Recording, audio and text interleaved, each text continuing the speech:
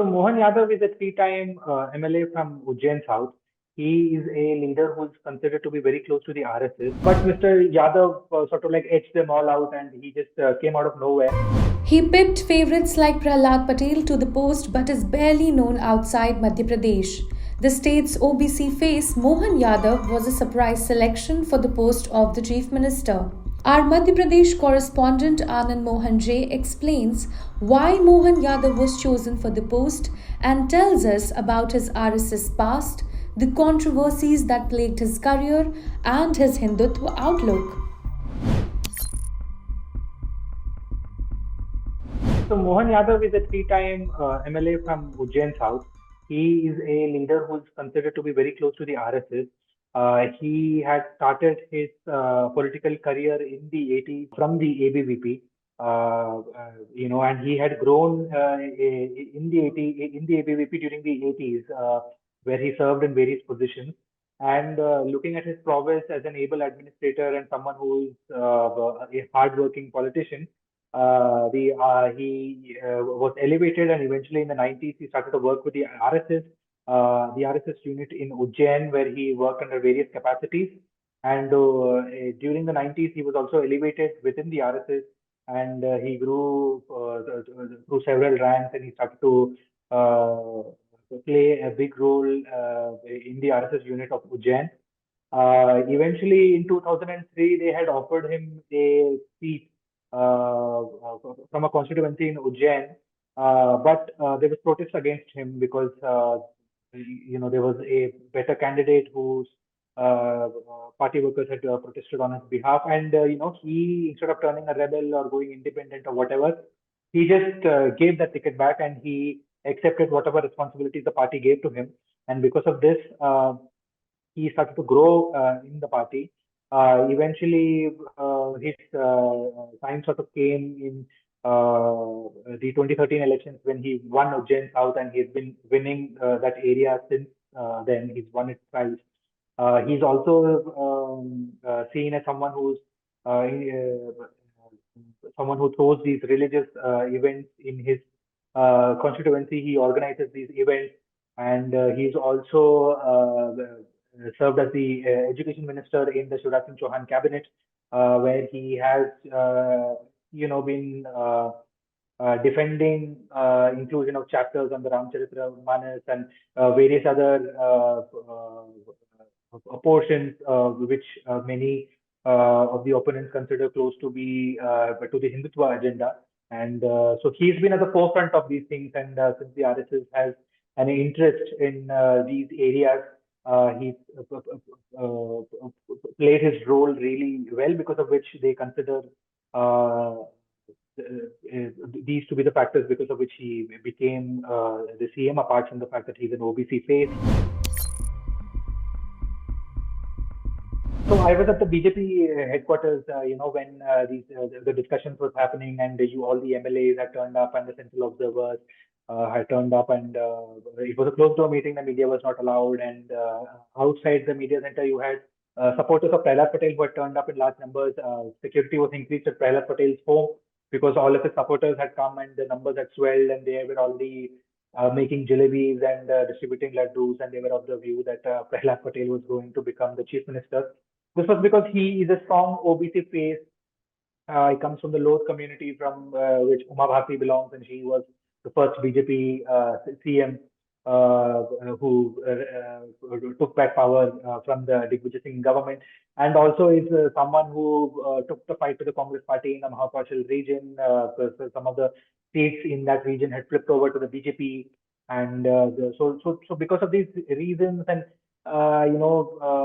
they believe that just because he took the fight to Kamal Nath and all of these things, they thought that his profile had increased and he was going to be a credible OBC space. Then there were also many other leaders who were, even Shivraj Singh Chauhan, a lot of people were not really taking him out of the race. But when he did not really make the trips to Delhi, and he was the only leader who did not go to Delhi. Everyone from all the union ministers and Lok Sabha MPs, the National General Secretary, the state president, all of them left for Delhi except for Mr. Chauhan. Then eventually he was considered out of the race, and so there was also like talk of Narendra Singh Tomar perhaps being accommodated as a CM or a deputy CM. But Mr. Yadav sort of like edged them all out, and he just came out of nowhere. Now we do not know when this decision was exactly taken, because the BJP likes to play cards very close to the chest. It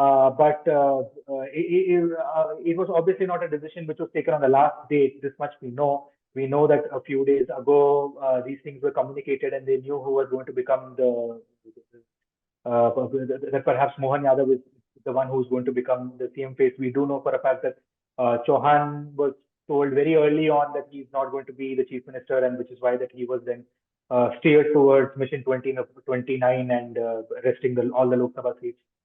So this is something which has transpired in the last few days. Yeah, Mr. Yadav, a very recent controversy that he was involved in was, that "Tumhari औकात क्या है" comment that he made against the Congress party, and he used a lot of unparliamentary language while talking about the Congress party and the opposition. Then just a few years, just in fact this year, earlier this year, much before the campaign had started, the master plan of Ujjain had come in, and the Congress party, including its former ministers, had made allegations of corruption against Mr. Yadav. They said that he and his family had influenced the Ujjain Municipal Corporation to sort of like benefit him in the master plan, and eventually the government had to intervene. Then he had made some comments on Goddess Sita at a public event, and the Congress leaders were of the view that he had insulted Goddess Sita, even though he was trying to make his own statement and he was trying to sort of like put his point across. But then some of it just came across as like the Congress party had projected it as statements which were insulting to Sita. He's sort of like a combative politician. I mean, there are also videos of him getting into heated arguments with people on the ground. So he's no Shivraj Singh Chauhan. He is sort of like a combative street fighter, someone who is not shy of displaying his martial arts skills and prowess. He shows his wooden stick fighting skills, and he likes to twirl swords in his hands, and he likes to display all of that. So he's someone who's very enthusiastic about wrestling, as a part of wrestling associations in the state, as a part of the Olympic association of the state. So quite a controversial figure, not someone who's a politician cut from Shivraj's cloth. We cannot speculate on what sort of an impact this may have 5 months in, and what is going to be the BJP strategy. But we do know one thing that is sort of emerging is that the BJP is stitching together a caste combination in the Hindi heartland, which they hope is going to be a formidable grouping to help not only retain their bases but increase their seats. And so we've seen that in Chhattisgarh they've given a tribal CM. In Madhya Pradesh they've given an OBC leader, and in Rajasthan we are yet to see what's going to transpire and what's going to be the caste combination. So some of these things can be factors. So we are yet to see how this is going to play out, and what sort of an impact this is going to have in the next few months.